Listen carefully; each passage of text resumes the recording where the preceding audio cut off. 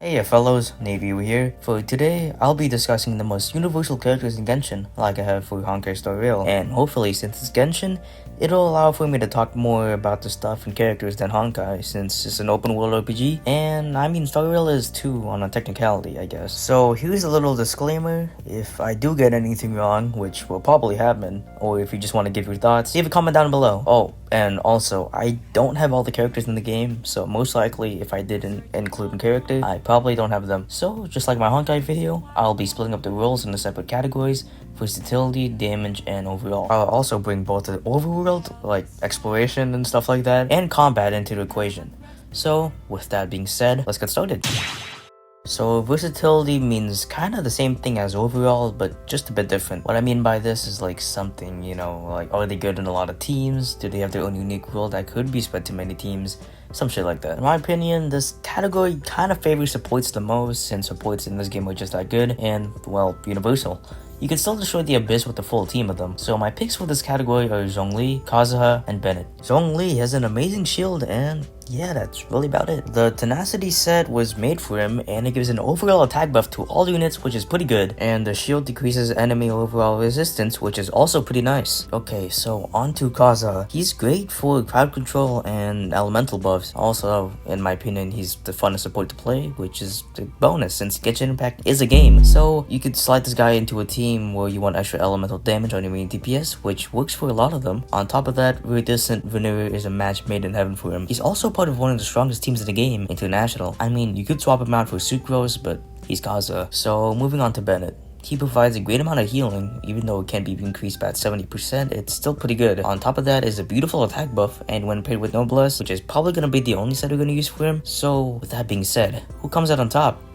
Seems like a hard pick, and to which it is, but if I had to choose, it would probably be Gaza. He just has amazing versatility because you could use crowd control whenever and wherever, along with the amazing elemental damage bonus buff. Zhongli has his use as well, but dodging is in this game, and Bennett can help out as many teams as Gaza, but I may be wrong about that.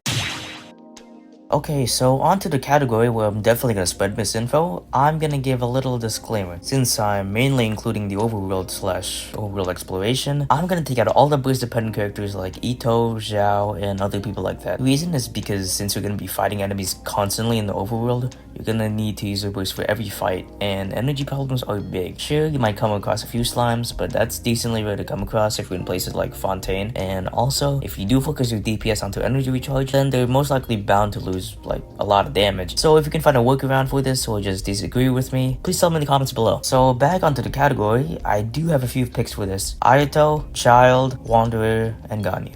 As you probably should have known, they're full of DPSs. I was gonna add EL on here, but like I said, I took out all burst dependent characters, even though his skill does do a lot of damage. So to describe each character's function, let's start with Ayato and Child, since they're kind of in the same boat. With Ayato, you could really kill most things since he does a decent amount of damage, and his skill CD isn't that bad, which is where most of his damage comes from. And Child's kind of the same guy, except he could obliterate way more in AoE, and his burst is just generally better in my opinion, especially the ranged one since it refunds energy as well. He's also a bow character, which could be useful for exploration, which also goes for Ganyu. And then Wanderer, well, he's pretty valuable in the open world and Abyss. His skill provides a nice amount of damage, and he's pretty fucking fast. So out of all of these, which one would be the best if a Mitre Troll gets in your way? I'd recommend either Wanderer or Ganyu, but if it were me, I'd just go with the Wanderer. He just has a good amount of universal use, great damage, and excellent travel speed for the open world. He's just a great character overall, and he just has a great character kit in my opinion. I also just feel like he was made to be an exploration character. So this category is about units that could be generally used.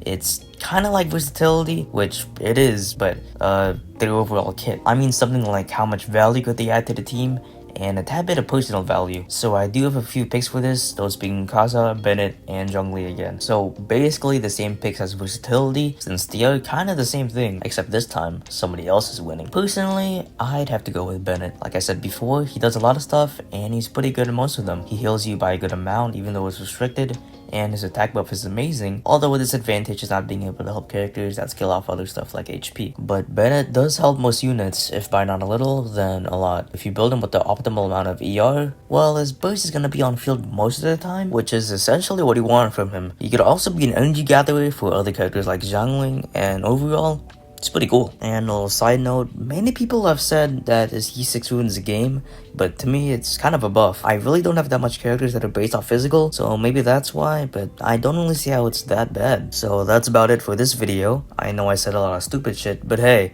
at least you're here to correct me about it, so please do tell me if I did say anything wrong, or if you have your own take about it. So anyway, see ya fellows.